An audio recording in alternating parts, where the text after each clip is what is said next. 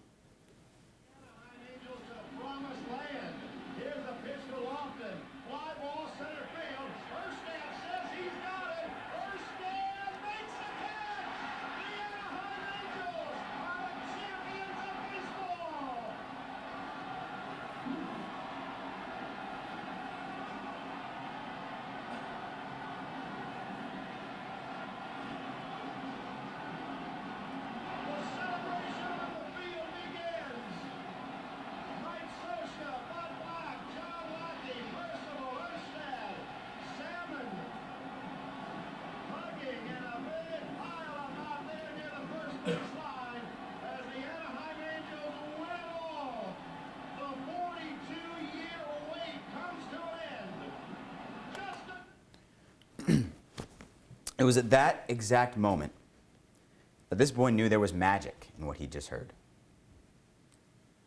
It was as if he himself were there at the stadium watching the finish. He was filled with an indescribable joy, all because of the voice of a radio play-by-play announcer. Now, if you haven't figured it out already, that young boy was me, right? This is actually a couple years before those events took place, but it was one of the oldest pictures I could find. So that moment, nearly 15 years ago, sparked my passion for sports broadcasting and especially radio play-by-play. This boy's growing up, and imagine his shock and dismay when he's told that radio is an antiquated, irrelevant, and useless medium in the television world. This feeling of invalidation is what drove me to research this topic and present it to you today. In this presentation, I will lay out why radio is actually thriving in today's society despite television success, and implore you, the professors, to consider the merits of radio broadcasting skills for future implementation into the curriculum for this major. This leads us to key point number 1. Radio is not actually dead. For years, I've been hearing from people to whom I tell my dream, you know radio's dying, right? No one listens to the radio anymore. What are you, an old man? Today, I respond to that with a very polite no. No to all of those things. The facts and figures do not lie, ladies and gentlemen, and what they say is that radio is doing better now than it ever has. For example, Nielsen reported last year that during one quarter of surveying, it found that over 245 million people tuned into the radio, a whopping 91% of Americans 12 years of age or older. This was an all-time high for the second year in a row. And in more recent news, the current quarter for measuring radio statistics actually just ended in March. So Nielsen released those numbers a few weeks ago, so we can take a look at those. So as you can see by this chart here, radio started to begin to come back about 3 years ago in March 2014 when it kind of bottomed out, and then it's constantly been on the rise the last 3 years despite a bit of a drop in the first quarter of last year. Nielsen also reported last year that radio is the #1 medium in broadcast in terms of reach. So this medium is reaching more than any other, especially among the millennial generation. You can see the blue line there at the bottom is persons 18 to 34. So that generation is really starting to ramp up here as the chart shows. So this medium is reaching more than any other, and now more than ever, people are listening. Sounds fairly alive to me, wouldn't you say? This is especially true in sports radio. Sports radio is exploding in our world right now. In 2013, sports talk radio attracted over 27 million listeners weekly. The larger television networks like NBC, Fox, CBS, and ESPN have taken notice of this and have expanded their programming vastly to include countless hours of radio shows on their affiliate stations. These networks are paying big money for personalities to come host radio shows on their networks. The most prominent example of this is CBS hiring Jim Rome away from ESPN for $30 million. Now, if radio was actually dead or even dying, why would 4 networks go all in on radio programming? So with all that considered, now we move to key point number 2. There are countless jobs out there for sports radio personalities and aspiring play-by-play broadcasters, and to be frank, somebody has to fill them. Think about it.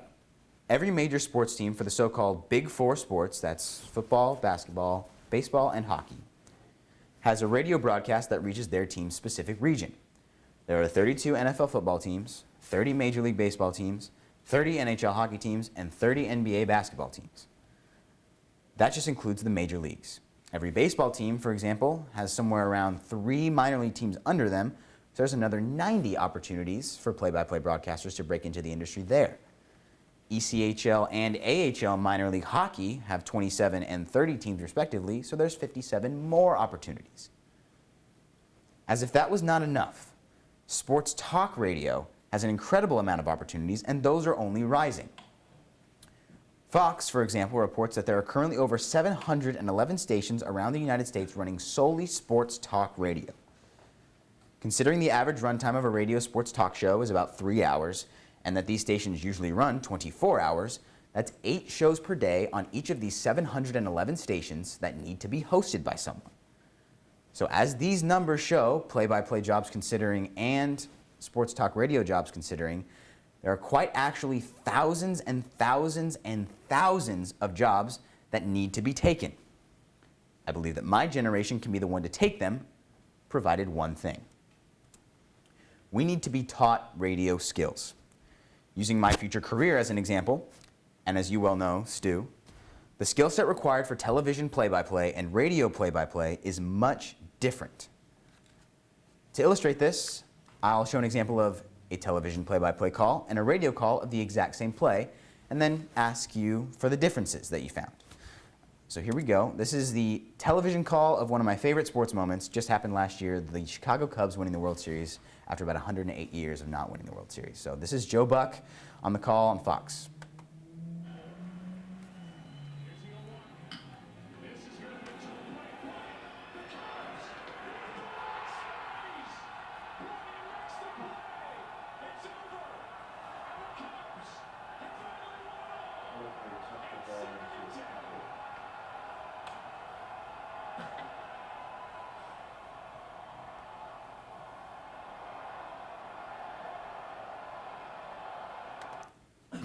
All right, now here's a radio call of the exact same play using the exact same video. Again, pay attention to the differences in how the broadcaster handles especially the aftermath. Hayward not quite as deep in right. A little bouncer slowly toward Bryant. He will glove it through to Rizzo. It's in time, and the Chicago Cubs win the World Series.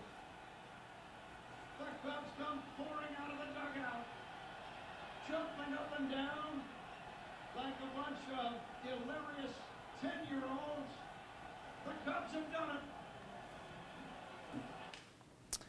All right, so what were some of the differences that you noticed in the way that the broadcasters handled each play?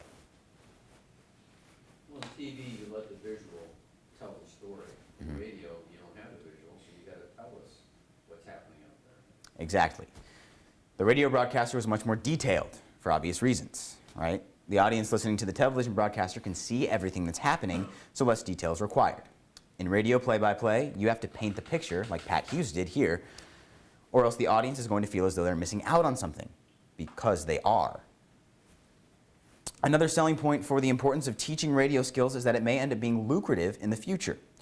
Baseball teams, for example, are looking to cut costs by having the same team of 2 people do play-by-play and color commentary for their radio and television stations. The most famous example of this is Vin Scully, back when he was with the Dodgers. He was doing both their television and radio play-by-play. Now, nobody will ever be as great as Scully was, but it's definitely possible to do both, provided we are taught the skills. And let's be honest, a lot of radio announcers and play-by-play people are getting old. They're aging out of the industry, and there's no one to take their place, unless we start teaching young broadcasters radio skills. These points were exhibited to me for the first time over summer when I interned for a summer collegiate travel baseball team. I was their play-by-play announcer, and when we went on the road, I got the chance to hear some broadcasters who did radio, and it blew my mind. They were detailed, exuberant, and painted a vivid picture for the audience so that they missed nothing. I suddenly felt like I'd been cheated the opportunity to do real play-by-play because our team had a video broadcast. Another thing I observed during my internship is that more than half of the play-by-play internships available in that summer league were radio only. My point in saying all this is, whether it's hosting a sports talk radio show or doing radio play-by-play, Biola broadcast students aren't able to compete for internships and jobs because we rarely have experience doing either. And part of that responsibility, unfortunately, falls on the journalism department. I've put together 2 practical ways to solve this problem. The first is to partner with Biola Athletics to get broadcast students in the booth for them. There are men's and women's basketball teams, a baseball team, a softball team, men's and women's soccer teams, and men's and women's lacrosse teams here on campus who would love to have play-by-play and color commentators in the booth for them, but they simply aren't being provided. For example, and this is nothing against the person doing the job, I've met him and he does it well, but there is currently a biblical studies major doing play-by-play for the Biola baseball team. This spot could easily be taken by a broadcast student interested in play-by-play if only there was some sort of partnership between the broadcast department and Biola Athletics that sort of fed broadcasters to the teams themselves. Failing to do this is failing to give broadcast students interested in pursuing a career in play-by-play useful clips for their reel, which in turn makes them immediately less competitive for internships and job opportunities. The second practical way to teach radio skills is to really push the importance of utilizing the Torch radio station for a show. Not a lot of students know that just anyone can use the Torch radio station, that there aren't a lot of hoops to jump through, there isn't a cost to it, and that's a crying shame because a lot of people on this campus have a lot to offer.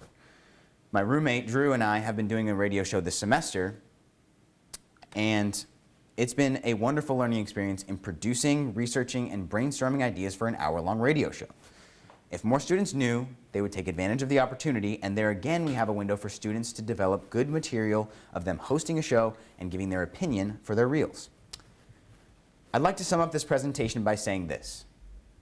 Radio isn't dead, and it's not even dying. So what are we waiting around for?